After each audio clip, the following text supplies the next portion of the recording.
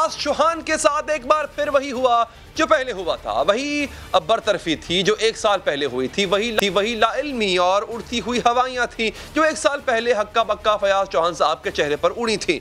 आज वज़ीर आला पंजाब उस्मान बुज़दार ने एक मरतबा फिर फयाजुल हसन चौहान को सूबाई तर्जुमान के ओहदे से हटा दिया है और उनकी जगह हसन खावर को सूबाई हुकूमत का तर्जुमान मुकर्रर कर दिया गया। फयाजुल हसन चौहान मजमूई तौर पर कई मरतबा सूबाई तर्जुमान के मनसब पर फाइज रह चुके हैं और ये तीसरी मरतबा है कि उनसे कलमदान वापस लिया गया। जिस वक्त फयाज चौहान के हटाए जाने का नोटिफिकेशन तहरीर हो रहा था, उस वक्त वो गवर्नर हाउस में क्रिकेट मैच से लुत्फानंदोज हो रहे थे। इन्हें इल्म भी नहीं था कि उनके साथ क्या हो। मैं वज़ीर जेल खाना जात हूँ, अभी तो मेरे पास वो है ना गुजारिश, बाकी मुझे तो नहीं पता जानना कि क्या हो।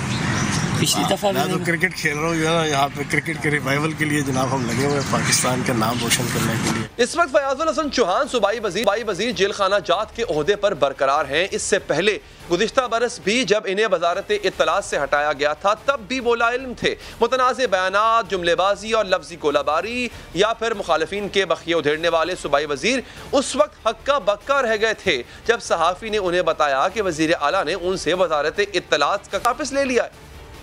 मुझे कोई खबर नहीं है सर। अभी इतला है कि फिरदौस आशिक अवान को मशीन इतलात लगा दिया गया और आपको वापस ले लिया गया आपसे चार्ज। आपके पास कानूनी इसका होगा सर? मुझे नहीं पता इसका, क्या कहना चाहेंगे? मुझे इसका पता ही कोई नहीं, इल्म ही नहीं है सर। मीडिया में खबरें आ गई हैं, नोटिफिकेशन ये बता रहा हूँ कि मुझे नहीं पता इसका।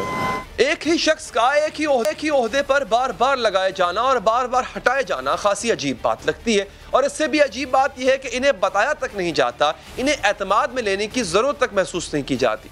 इसकी वजह वज़ीर आला पंजाब ही बेहतर जानते होंगे, लेकिन यह हकीकत है कि फयाजुल हसन चौहान अक्सर अपने मुतनाज़े बयानात की वजह से तनकीद की जद में रहते हैं। मार्च 2019 में उन्होंने हिंदू बिरादरी के बारे में नामुनासिब अंदाज में गुफ्तगू की थी, जिसकी सजा के तौर पर इन्हें वजारत से फारिग कर दिया गया था। कान खोल के सुन लो, गाय का यूरिन पीने वालों, हम मुसलमान हैं, हमारे हाथ में झंडा है मौला अली की शुजात का। इस जोम में मत रहना कि तुम हमसे 7 गुना बड़े हो। बिला सोचे समझे बोलने का जो नतीजा होता है, फयाजुल हसन चौहान वो नतीजा बार बार भुगत चुके हैं, जिसकी एक मिसाल स्टेज अदाकारा नरगिस के बारे में फयाजुल हसन चौहान की इंतहाई नामुनासिब गुफ्तगू थी, जिस पर उन्हें न सिर्फ कड़ी तनकीद का सामना करना पड़ा, मीडिया भी कई बार फयाजुल हसन चौहान साहब की जुबान का निशाना बन चुका। समा टीवी के एक प्रोग्राम में तो उन्होंने बदतमीजी की हद करते हुए गाली तक दी और फिर गुस्से से प्रोग्राम बीच में छोड़कर चले गए। फयाजुल हसन चौहान मुखालिफिन को अजीबो गरीब अलकाबात देने की शोहरत भी रखते हैं। सियासी मुखालिफिन के लिए खलाई, खोता या फिर मूछों वाला बंदर जैसे अल्फाज अमूमन इस्तेमाल कर चुके हैं। लेकिन गुज़िश्ता बरस मार्च में फयाजुल हसन चौहान ने माजूर बच्चों के लिए नाजेबा कलमात कहे तो उनको अपनी पार्टी समेत हर तरफ से कड़ी तनकीद का सामना था। तो ये आइडियोलॉजी अडॉप्ट करता है, अल्लाह पाक फिर उसको ऐसी सज़ा देता है जो हम अपने सोसाइटी, अपने माशरे के अंदर और तारीख़ इंसानियत के अंदर देखते हैं। अपाहज बच्चे पैदा होना, माजूर बच्चे पैदा होना। मुतनाज़े बयानात के अलावा फयाजुल हसन चौहान पर करप्शन के इल्ज़ामात का सामना भी उनको रहा।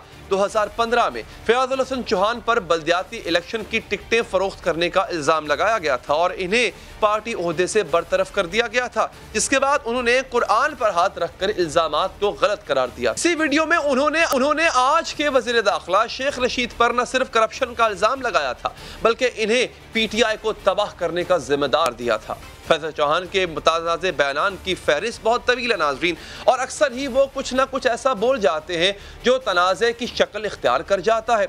और न जाने इस बार ओहदे से हटाए जाने की वजह अदम कारकर्दगी थी या उनका कोई और बयान जो अभी तक सामने नहीं आया। हो सकता है कुछ अरसे तक सामने आ जाए, या फिर वज़ीर आला उस्मान बुज़दार साहब की ऐसी नाराज़ी जिसका अभी तक पता नहीं चल पाया। इसके हवाले से बताना कुछ मुश्किल होगा।